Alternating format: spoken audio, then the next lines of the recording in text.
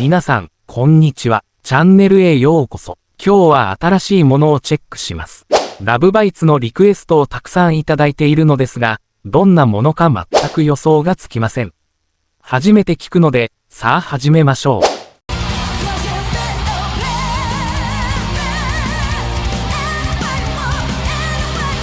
う。よし、君たちが言うように本当に良いバンドなら、これはすごいことになるかもしれない。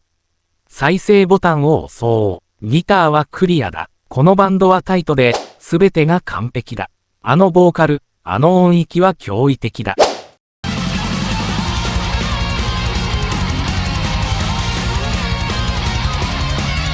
こんなに高い演奏レベルは予想していませんでした。バンドメンバー全員がまさに一流です。これこそメタルのあるべき姿です。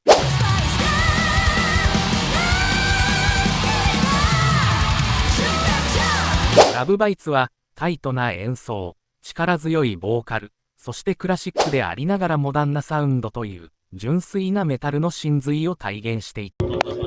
This was my first time experiencing Love Bites, and honestly, I feel like I just witnessed something special.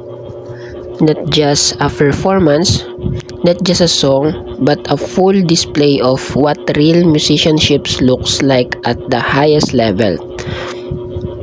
From the moment the music started, I could already tell this was different. There was no hesitation, no warming up. They came in strong, confident, and completely locked in. Every instrument had purpose. Every note felt intentional. Let's talk about the guitars first, because wow, the speed, the precision, the clarity is unreal. Usually, when bands play that fast, things can sound messy or chaotic. But here, everything was crystal clear. The riffs were sharp, aggressive, but still very musical. And the solos didn't just show off skill. They told a story. It felt like each guitarist was speaking through their instrument, like a conversation happening at high speed but still perfectly understood. Then the drums, I have so much respect for that level of control. The energy never dropped. The timing was so tight that it felt like a machine, but a human machine with emotion. Every hit had impact. Every field added excitement. It pushed the songs forward non-stop, like a driving force you couldn't escape. And the bass, something people overlook, but not here. It's added depth, it's added groove, it fills the space between everything else. It gave the music that full, powerful body that you can feel, not just hear.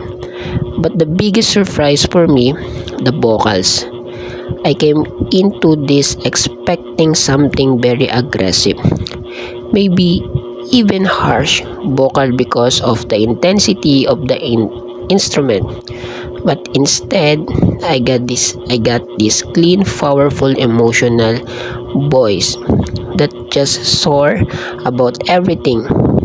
It didn't get lost in the mix. It commanded attention. It's added a whole new layer of feeling. There was moment where it felt epic, almost cinematic, and then moments where it felt emotional and human. That contrast is something really special. And what really stands out is how everything works together. No one is trying to outside each other. It's not about showing off. It's about creating something powerful as a group. That balance is rare. A lot of bands have skill, but not all of them have chemistry like this. And knowing that Love Bites is an all-female band makes this even more impactful. Not because it's unexpected, but because it challenges stereotypes in metal scene. They're not just participating, they're dominating, they're proving that talent, discipline, and passion are what's truly matter. This spells bigger than just music. It spells like something you hear in final battle, in a moment of triumph, in a scene where everything is on the line. It had that epic larger than life energy, but at the same time, it was real. You can feel the effort, the years of practice, the dedication behind everything every second. I also have to say, I'm kind of shocked of, at myself. How did I not discover Love Bites sooner? Because because this is the kind of band that once you hear them, you don't forget them. They leave an impressions immediately, and this is just my first time hearing them. That's the craziest part.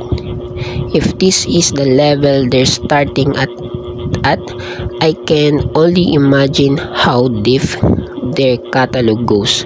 How many more songs like this they have how many different styles they can explore while still keeping this identity. Right now, I feel like I just opened a door, and behind that door is a whole world of music I haven't explored yet, and I'm excited that I'm not just impressed, I'm interested, and I want more. I need more because moment like um like this, when you discover an artist that completely surprises you, that exceeds your expectation, that makes you feel something instantly, those moments are rare, and this was one of those moments. Final thoughts. This was just good. This was just impressive. This was powerful, controlled, emotional, and unforgettable. This is what happens when talent meets discipline. This is what happens when passion meets precision. This is what happens when a band truly understands their sound. Love Bites, you didn't just impress me. You earned a new fan today, and I promise you this is not the last time I'm listening. If you want, I can more that. So thank you so much for watching, and don't forget to like, comment, and subscribe. This is Comedy TV, and that's it. Thank you.